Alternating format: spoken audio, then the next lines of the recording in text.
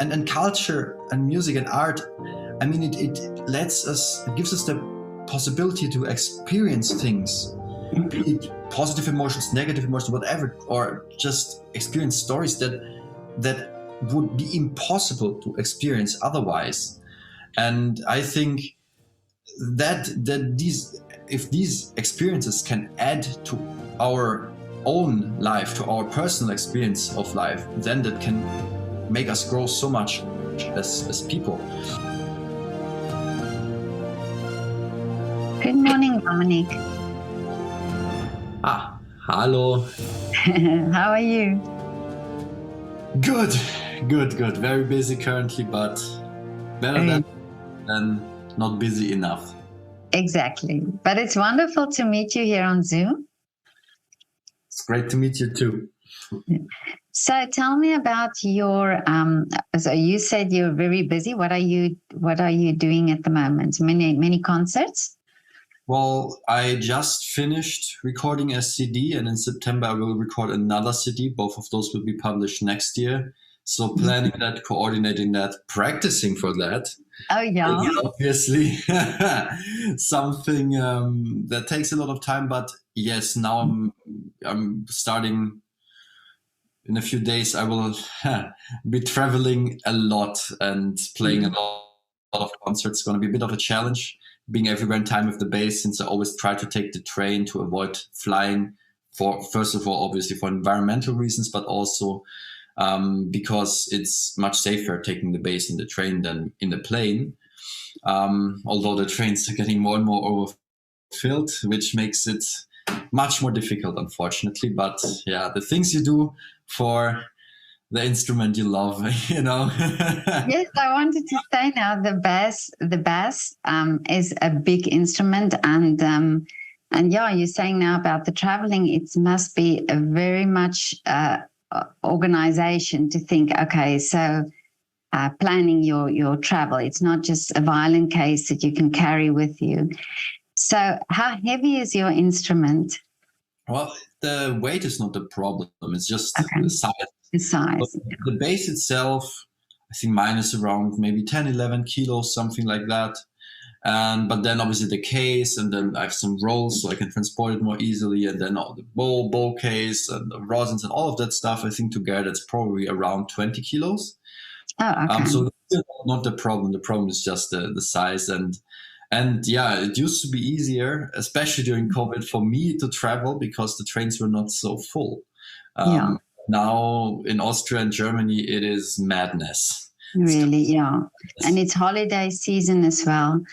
But I've actually photographed, because I do street photography as well, and I've photographed sometimes musicians with their instruments, and I have actually photographed somebody with a bass. And I've seen, you know, it's a whole. You really have to. It's a big instrument, and he had it also on wheels, and it's literally your body pushing it, you know. So I can imagine getting up and down, in and out in a train is not easy, and but you cannot also travel by car. Well, I can, and I will take the driving license. Until now was idealist for the environment. I will do it everything with the train, but now that it's, you know, it's just not reasonable anymore. The state of trains here. Yeah, so I will change that. Yeah, but actually with the wheels transporting the bass, that's all easy. That's comfortable. I get used to it. It's nothing. I can go for 2 hours with the train and not feel it. With the bass, I mean, it's not exhausting at all. But yeah, the only problem is if trains are overfilled, then it gets exhausting. But otherwise, the bass, you get used to it. You know, it's almost missing it when I go somewhere without. Like, wait. Where is it? What's missing? I can imagine, yeah. But tell me, when you started playing the bass, or did you start as a child playing bass, or what was your first instrument? First, I played the cello. Because my mom also plays the cello, and I always loved it. I actually wanted to start when I was very young. I wanted to start when I was like 2, 3 years old, but back then there were not cellos that small. And then well, I actually found one, but apparently that sounded so horrible that I had to wait a bit longer. And then when I was like 4.5 years old, something like that, they finally found a cello that sounded decently, that was in the right size, and then I finally started. And yeah, I loved it. I still love the cello. I now play the cello again for chamber music concerts. Oh. But then when I was 10, I changed to the bass. And I think when I was about 14, that's when I really got passionate about the bass. That's when I found, well, actually, it's the online world that made it possible. Because, it's with the bass, it's not like in Vienna, you have every second night a bass concerto. In a big hall, you have a piano concerto every second night, a violin concerto every second night. Quite often cello concertos, the rest also gets more rare, but you never hear a bass concerto. But then I found recordings on YouTube, or not never. Now it's more often here. Oh, okay. Yeah, I found recordings on YouTube of some of the best bassists in the world, and I was like, wow, I had no idea of what was possible on this instrument, how beautiful, how many possibilities there are, and how the instrument can sing.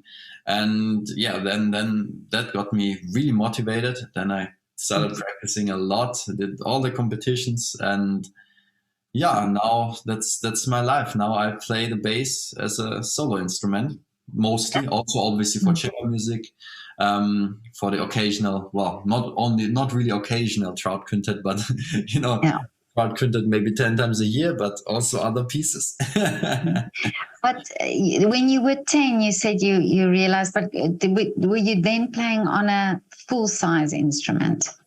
Yeah, that would be so you actually get a bass for a child as well? Yes, there are different sizes. There are even like really small basses. If you're 5 years and you want to learn the bass, really? Yeah, the smallest ones are kind of as big as a cello, but obviously a bit different shape. They have them, they even have them in like colors like blue and green, red with like dots, like the bug, and they make them very approachable, let's say. Yeah. And I think it's a good idea.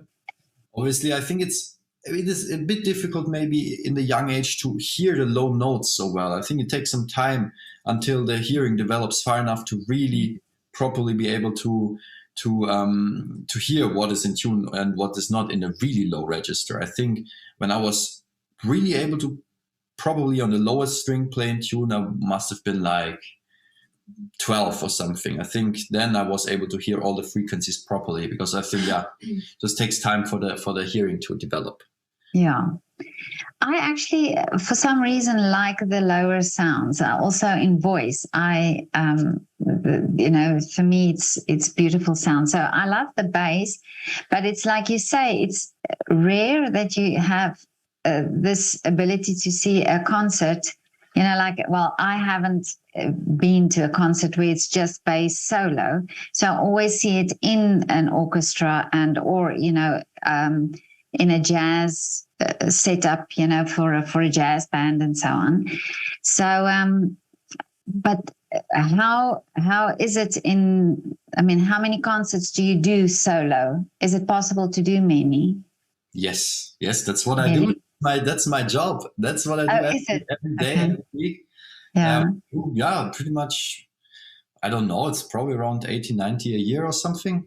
Really? Depending on the time. Well, combined, but not solo. Yeah. I think together with the chamber music gigs, I'm around there. But I just played the program for bass and violin, and before that, I did a recital, like lots of recitals based in piano repertoire, and I will do lots of those now. Also in the next months, I will have a whole US tour in fall, where I'll have my Carnegie Hall debut also. Oh, wow! Yeah.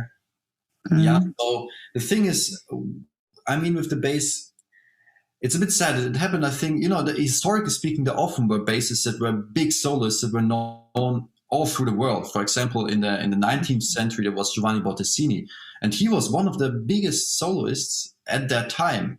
Like, it's a bit unimaginable nowadays, but back then, when he was playing a concert wherever in the world, he could sell out like 2,000 people easily. Really? Like if you read the reviews of his concerts, it must have been insane. And the amount of concerts, often 30 a month, every day in a different city with the travel means back then, always with his bass. So that makes it even more incredible. But yeah, and then in the before that, even the Viennese classical period, there were lots of bassists that were quite big as soloists. And I mean, back then everybody wrote for bass as a solo instrument as well. Mozart wrote an aria for bass solo and baritone and orchestra. Haydn wrote a bass concerto that unfortunately got lost. But you know, Dittersdorf, Hofmeister, Van Hal, everybody, those were back then obviously way bigger than they are now. We were a bit lucky that the composers that survived time were not the ones that wrote the most amount of music for the bass. But back then, you know, Van Hal was bigger than the Mozart. You know, obviously now we see the music and we see a clear difference in quality. Or Beethoven, for example, he played his cello sonatas with a double bassist, with Domenico Dragonetti, actually. So that was the bass back then, was very commonly used. And I think maybe it's a consequence of this specializing that we see in the world. Like people specialize on certain things, and using the bass as an incredible bass instrument is not easy. You know, it's not that all the orchestra bassists, they're just not good enough to be good soloists. No, they are incredible musicians, incredible instrumentalists. It's just a very different thing to specialize, and to be really good in both solo playing and orchestra playing is very rare and very, very difficult to achieve. And also just time-wise, almost impossible, because we all know if you want to pursue a freelance career, there is not only the playing aspect, but then the whole networking, marketing, branding, the whole office work, so to say. And that takes a lot of time. And obviously that's a big point why it's often not possible for people to do both.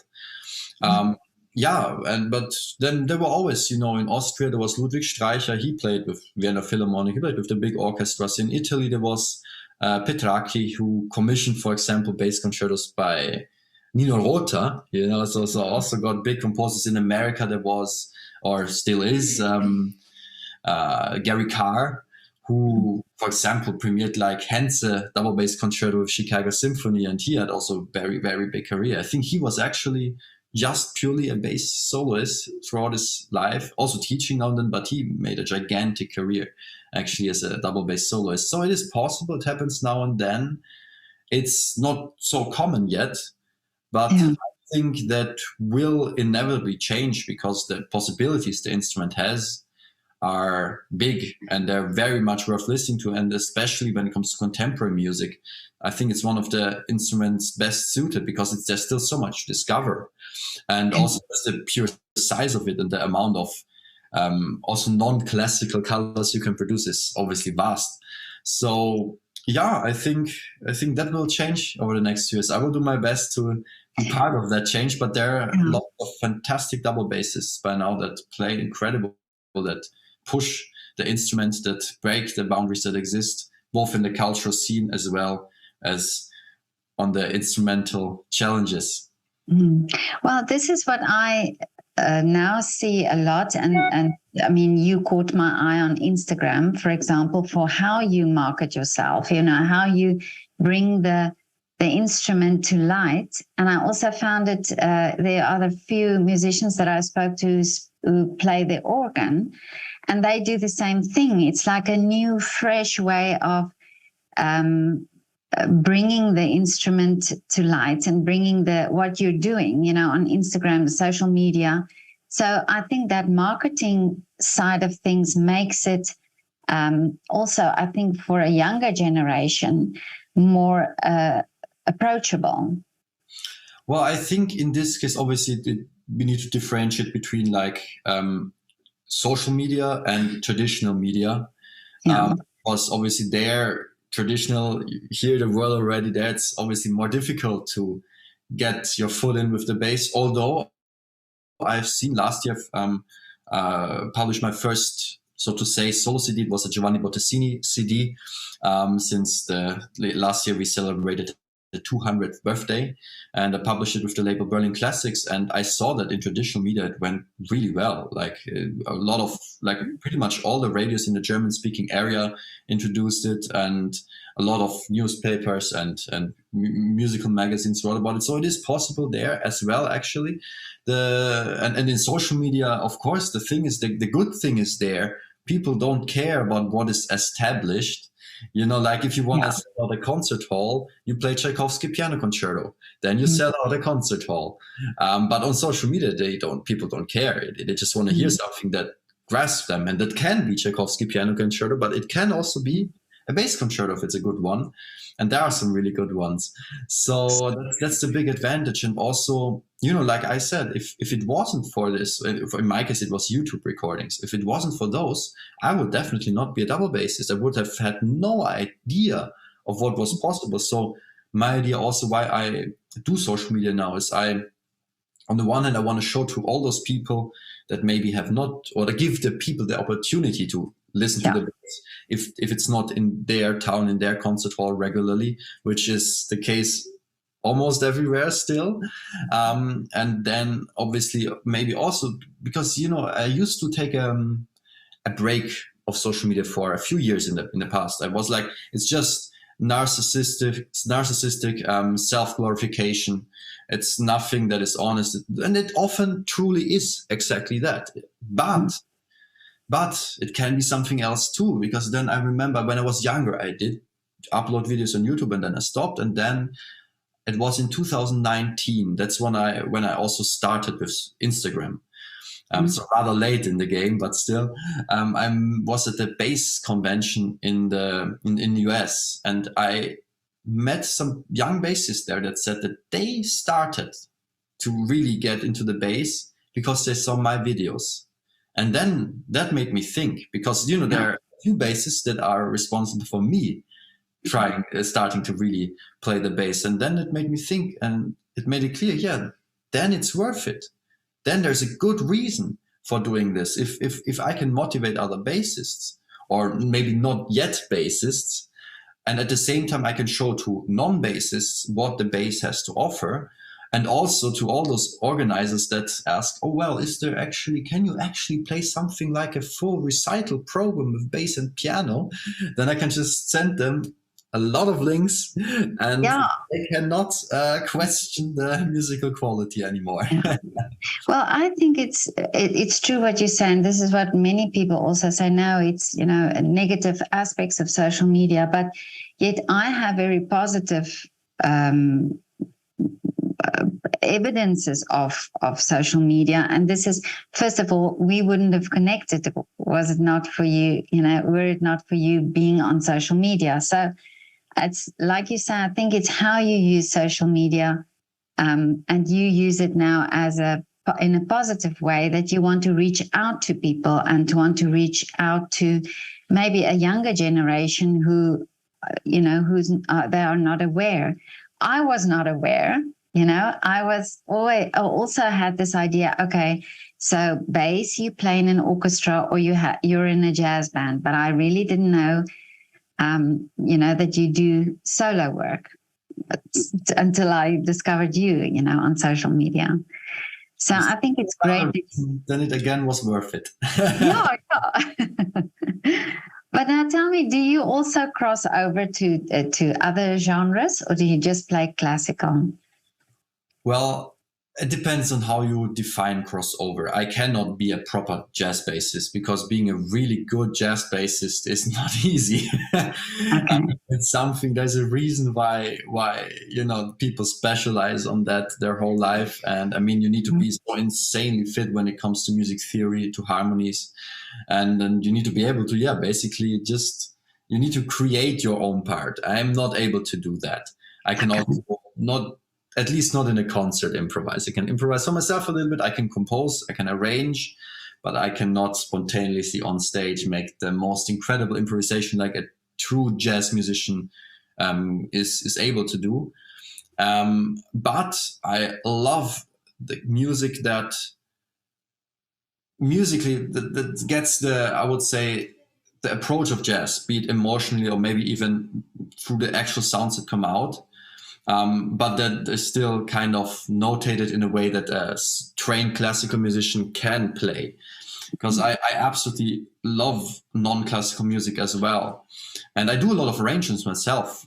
You know, for example, on the CD that I just recorded, I cannot officially say what it is, and because it's, but there were quite a few tracks that were very jazzy, let's say, that have been arranged together with people from that field. Because, or for example, also I have a duo with the jazz double bassist Georg Breinschmidt, where he plays, I play, so to say, with the bow, very classical, and he plays totally jazzy, and we make it work together. And that has been an incredible experience, because if you play with a jazz musician, it's not about this having every note perfectly. It's about really being in the groove. Even if you play every note perfectly, that's not good enough. You need to be so much in the groove to make this whole thing work. And that helped me also a lot with classical music, because so often we focus on this. It needs to be perfect. It needs to be correct. But in the end, what matters for the audience, that they get a message, that they get to feel and experience something.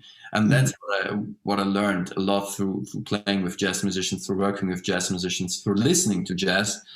And so I like to dip my toes in the waters of jazz, but I cannot, and I love it, but I cannot not say that I'm a jazz musician, because I'm just not close to being good enough for that.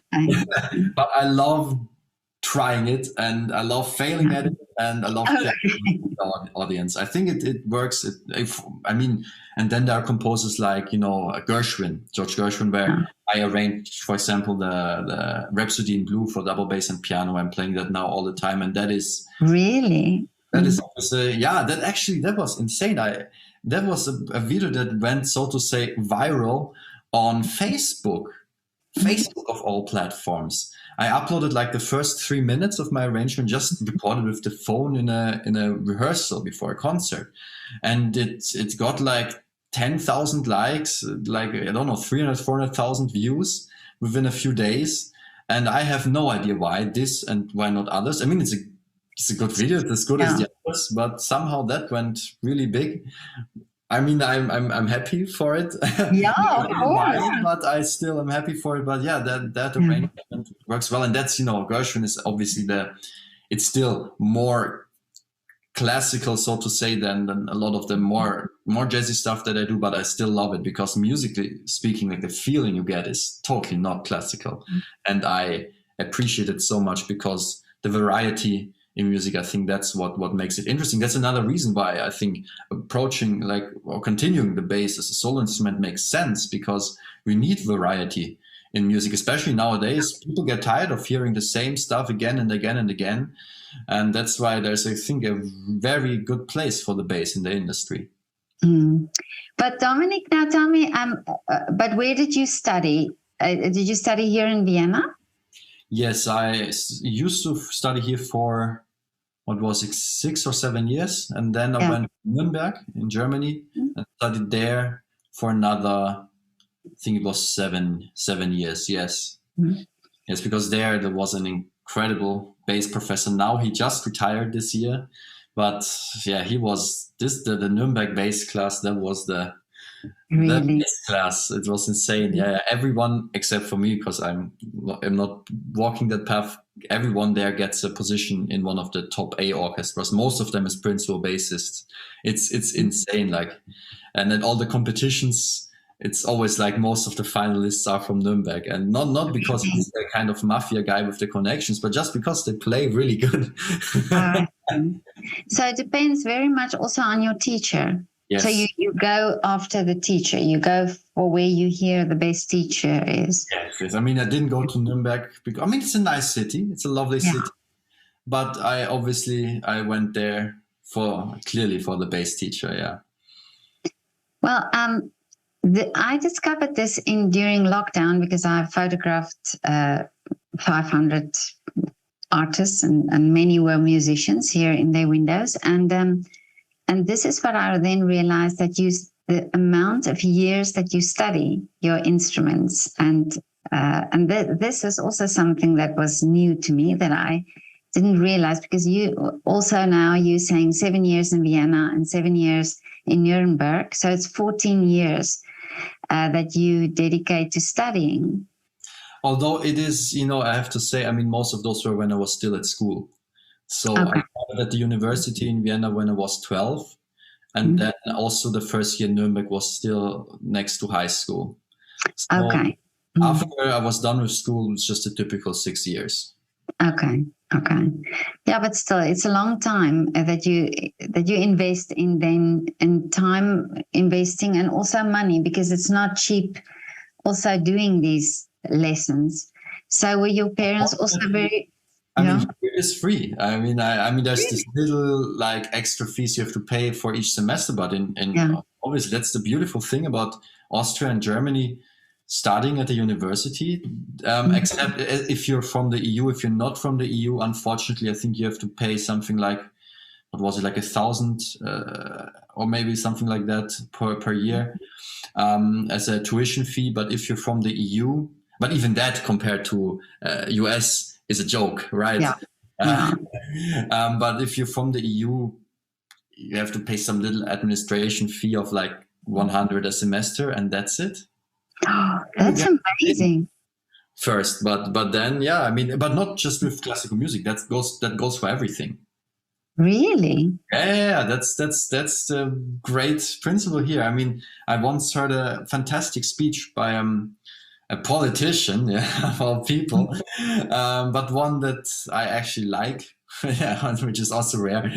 And he said this one thing, which I like. For him, healthcare and education are basic human rights, and everybody should have access to that.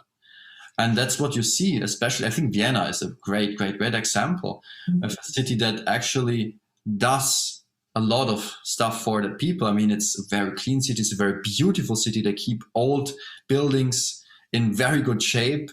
They have incredible public transport that's also affordable, more affordable than in every other big city, except for maybe Luxembourg, where you don't pay anything for public transport. That's obviously that's the exception.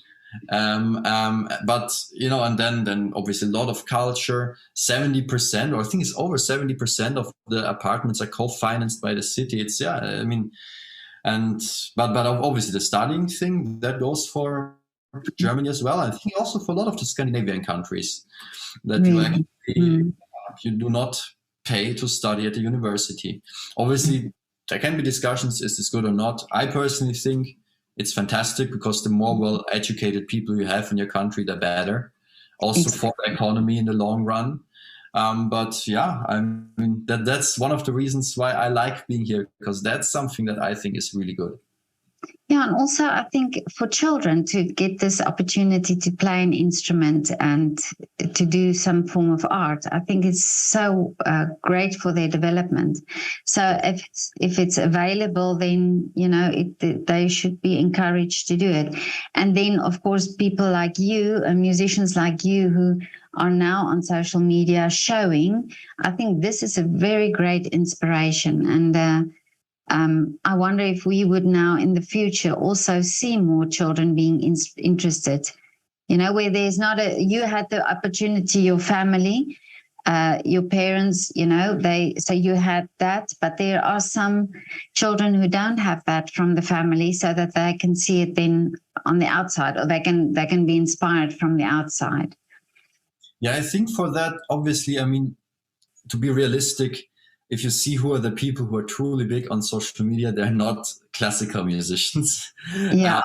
But I mean, still, just getting interested in whatever kind of music is already great. And then there's people like, who kind of are or used to be classical musicians, or who play classical instruments, who can kind of build a bridge. I mean, for the people that are maybe not at all interested in classical music, to maybe walk the path towards classical music slowly. I mean, if I look at, two cellos, I think it's a great example for that. I'm sure people, through watching them, maybe, then there's also other videos where they play classical, and maybe through that, or David Garrett.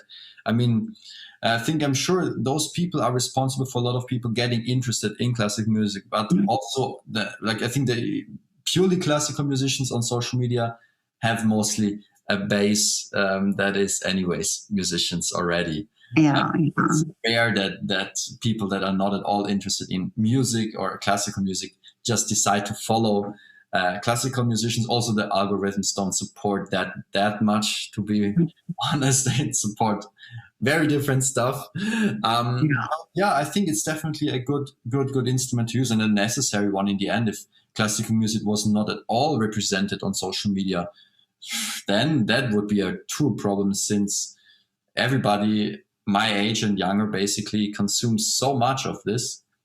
A lot of people that are older also.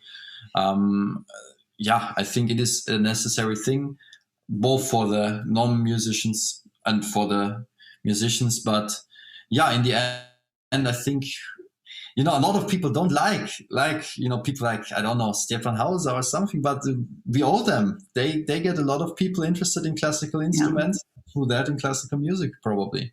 So. Yeah, I think I think that it needs to be that there needs to be music that builds the bridge, that brings people to. This is my opinion also on young musicians who play in the street. I find this also lovely, and I saw this very much during lockdown as well. And there was always the interviews that I did over lockdown. Also, there was this double opinion, sort of some said, yes, that's great. It's good for the musician just to be out and play and so on. And then there were some who said, well, it's really then watering down the classical music and sort of making it not, it should belong in a concert hall. But I always have this idea that there should be this middle ground. Should be something that connects. If somebody, if they not necessarily go to the concert hall and you can reach them from outside, and it could be somebody walking past and looking at somebody playing the instrument, and also when they play outside, young musicians or musicians, it looks like fun. It looks like they're having fun, and they, jeans and t-shirts, and I think that then makes the connection, and that might be that somebody then is maybe intrigued to go to a concert hall. You never know, Yes, so. I think that's a very important point, because I think people try to always see there's only one thing. Yeah. So some people see that people are doing this watering down of classical music, which we often see so much with, especially on social media. Mm-hmm. People think, and they are afraid of, and it's understandable, that maybe that's the future of classical music. And they would rather want a normal classical concert in a concert hall. But I think, why not have both? I don't think that watering down is a good word, will destroy classical music if properly. Again, I think it depends on what you sell it for. If you sell it as this is actual classical music and this is the thing, then obviously if it's clear, no, that's a transition thing. It's a crossover thing. It's whatever, then I think it is a good thing for that to exist.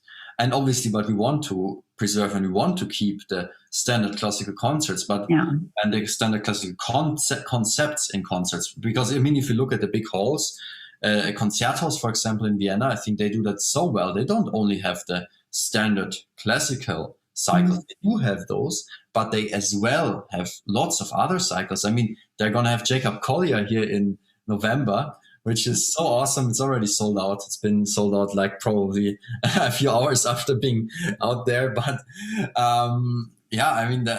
they do lots of different stuff, and it's important to do that, I think. And it's important to find alternative forms and combinations of, classical music with jazz, and to offer all these different things. But also, obviously, also to preserve classical concert, classical music in its highest form.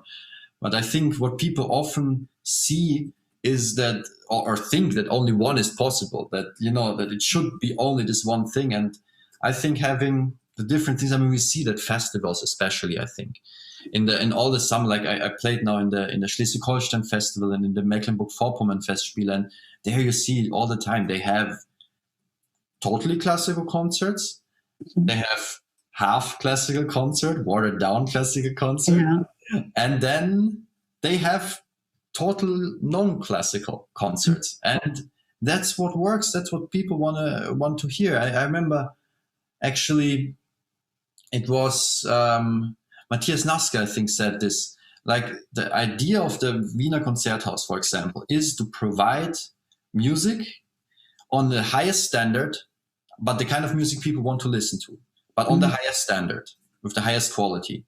And they want to listen to classical music. They want to listen to jazz.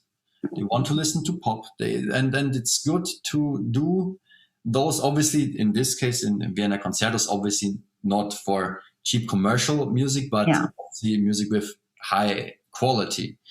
And that seems to work quite well for them, I think. And I think that's the approach. That's a good approach nowadays. But now, Dominik, tell me about your recordings that you did. We spoke about it initially. So one will be released, or they will both be released next year, you said? Yes. I don't know how much I'm supposed to talk about it yet. I can just say one is with bass and piano. And one is, it's just going to be the craziest thing I ever did. It's going to be awesome. Both are going to be awesome. Both are going to be absolutely awesome. I mean, I now had the one with piano, and I can just say this is going to be incredibly beautiful. So maybe we should talk about it next year when you release it. How about that? Yeah, one is probably going to come out earlier next year, and the other one later, obviously, to have some distance in between. But there are going to be some singles before already. So but I can't talk about that yet. I can talk about the CD I did last year that came out in October. This CD about Giovanni Bottesini, because, I mean, like I said earlier, he had a gigantic career as a double bassist. But not only that, he composed also a lot for the double bass. He's one of our most important contributors when it comes to repertoire. And he also, when he was alive, was one of the biggest conductors of the time. I mean, he conducted the world premiere of Verdi's Aida, for example. And Verdi was insanely picky when it came to conductors and to singers. So they were quite close, actually, Bottesini and Verdi. And Verdi was back then the best paid musician in the world.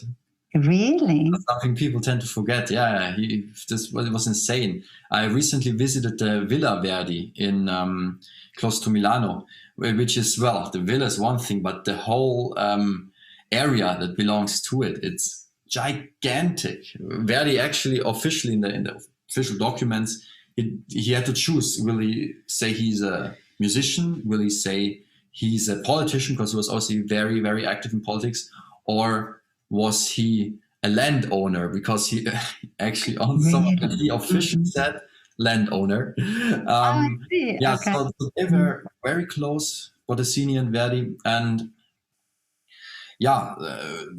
Bottesini, unfortunately, except for bassists, got quite forgotten by the world, and wanted to set a little sign, hey, listen, there's something really good, and he was a fantastic composer. People tend to forget that because he wrote a lot of virtuosic stuff for the bass, and sometimes people think it's just about the sport, about the fascination with what is physically possible. But he also wrote the most beautiful singing-like music, which is what I think one of the biggest strengths of the bass when it comes to bel canto lines. So singing, to using the vibrato, you have so many possibilities, and that comes through in the Bottesini music so well. You turn into Pavarotti if you try hard enough. This CD contains.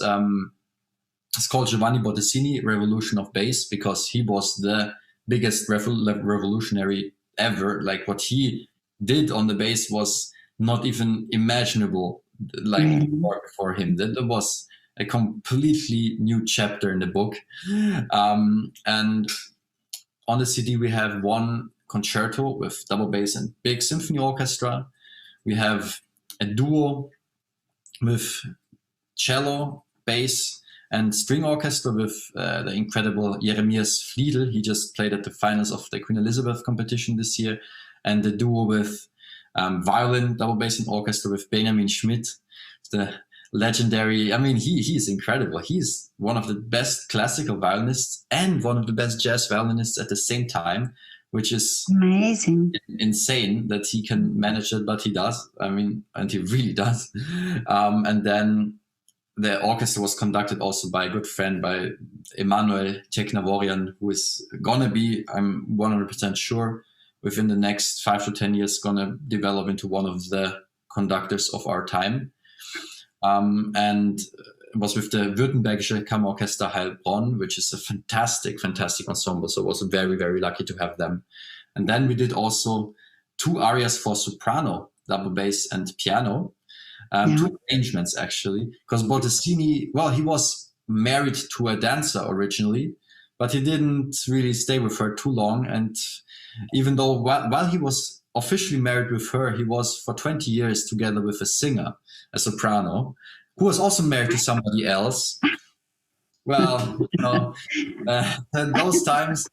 And then the funny thing, once both of their original partners died, they got married, but then Bottesini sent her back to Egypt, where he was the chief conductor in Cairo, and never saw her again.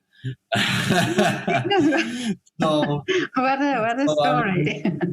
Yeah, but she was in her younger years apparently really great soprano, and then apparently really not anymore, which led to a lot of fights, because she was a very jealous person. Whenever Bottesini dared to play with conduct an opera with any other soprano, she would be so mad, like it would be hell for weeks. There are some fun letters to read about their relationship. Yeah, but when she was younger and when they got together, apparently she was one of the greatest sopranos. And there are 2 beautiful arrangements he made for soprano, bass, and piano that I recorded with Ursula Langmeier, who sang like an angel, like such a beautiful voice. So that's where it's also beautiful music, so very nice to listen to. And some pieces with bass and piano also, so it's like a huge collection of all the different colors, different combinations that are possible on the one hand inside of Bottesini's repertoire, but also just with the bass to show that this is a whole universe that is here and that is worth listening to. But now, did you, this is a collaboration now between everybody. So who arranges this? There's a recording company who then get you all together to do it? Or do you have a say on, who you work with on such a recording? I have a say on everything in this case. I'm very fortunate that I did this CD and all the upcoming CDs with the label Berlin Classics. I mean, obviously I need to convince them that my ideas are good, but until now they liked my ideas, and I got all the musicians together, the orchestra, amazing. The sound engineers, and a lot of the arrangements I did, which costs many hours of my time, but I'm happy if it works out well in the end. So and all the musicians that played, I knew all of them already, and I knew that they are really, really good, and that's why I chose them. And I knew that they're also great people, which is another reason, because obviously recordings can be very intense, as during the recording as well as in the post-production. So there it is so important to have people that you can actually get along with very well. And although Benjamin Schmidt I didn't know well before that, but now, I mean, that was just a gigantic. I was really lucky that he agreed to do this, and then the way he did it, the way he played, the way we played afterwards in concerts also. He's just. So you do concerts now of the music that you have on the CD? Well, I do all kinds of repertoire. I do that a bit. Yes, I did last year. But together with everybody else or not? So the recording is now just the recording, or do you then sort of go on a tour and do the music of the recordings? Well, it depends, since there were so many different constellations. Oh, I see. It's impossible to do a concert with all. Like we had with bass and symphony orchestra, 2 duos with different instruments and bass and string orchestra, 2 pieces with soprano, bass, and piano, and 2 pieces with bass and piano. So having all of that in one is impossible. But for example, what I did last year was here in Vienna, actually in the Musikverein, I had a Bottesini evening with most of the musicians from the CD, where I also talked through the whole evening, talked about what Bottesini did in his life, told crazy stories like the one with his later on wife, second wife. And then I'm going to do a Bottesini tour with the Württembergisches Kammerorchestra next year. And I did a lot of concerts just with Bottesini concertos, a lot of further projects with the Württembergische Kammerorchestra. I'm actually going to start working together with them on a regular basis now as a WKO young artist from next season onwards, which I'm very happy about, because I have to say I never experienced an orchestra that is so interested and motivated, a German professional orchestra, so interested and motivated, where every person really wants to get the best result, where they really care and they really do their best, and they were so passionate about the music as well. That was incredible. And then the way they played, obviously, that's an orchestra that, just a pure luxury to work with. But that's amazing, this opportunity that you have. And this connection to Germany is because you studied in Germany.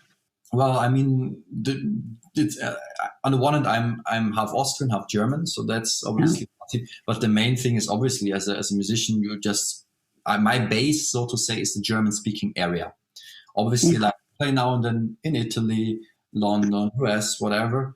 But the base is the German-speaking area overall, and that's where I try to get my foot in everywhere where I can. You're a great networker.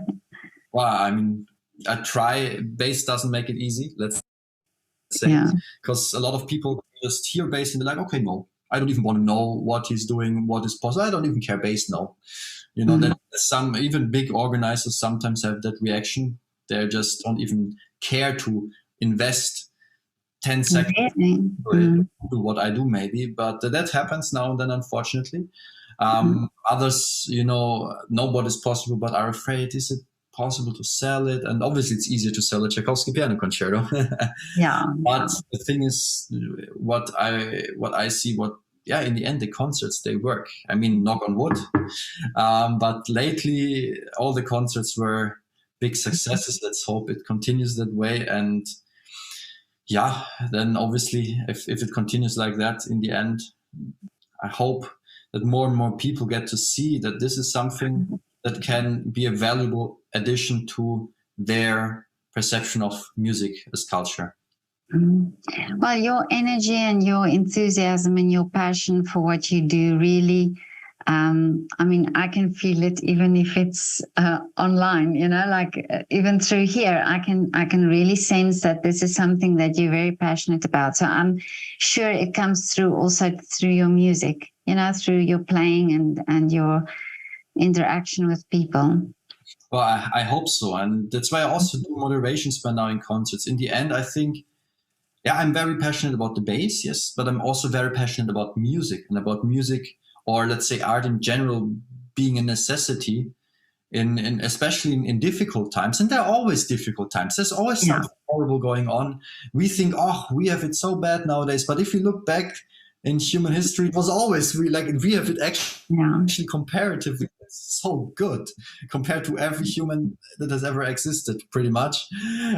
So I think, and culture and music and art, I mean, it gives us the possibility to experience things, be it positive emotions, negative emotions, whatever, or just experience stories that would be impossible to experience otherwise.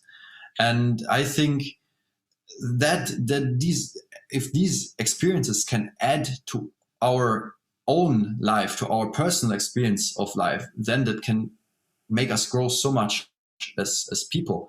And I mean, we see it also, art and music especially, it connects people. I mean, it's a universal language. It doesn't need doesn't need, you don't need to be able to speak German to feel, I don't know, Brahms, you know.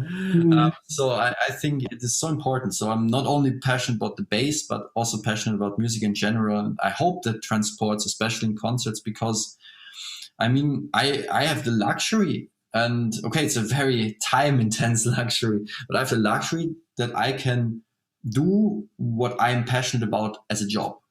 Yeah. Many people don't have that luxury. And if I can bring some of this passion into their lives, at least for an hour, that they can leave and think and feel maybe a bit better than when they came in, or a bit richer in experience, then that's worth it. Well, that's a wonderful outlook and a wonderful way of thinking about what you're doing, because then you are really in service of people. You know, you're really wanting to reach people, and I think this is wonderful. Well, in service of people and in service of myself, to be honest, because if it's also an experience for me.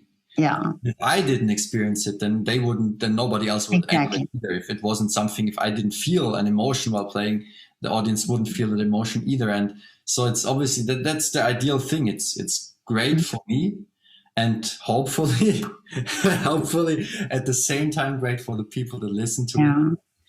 No, I'm definitely sure. I would love to come and see you in concert one day. It sounds amazing.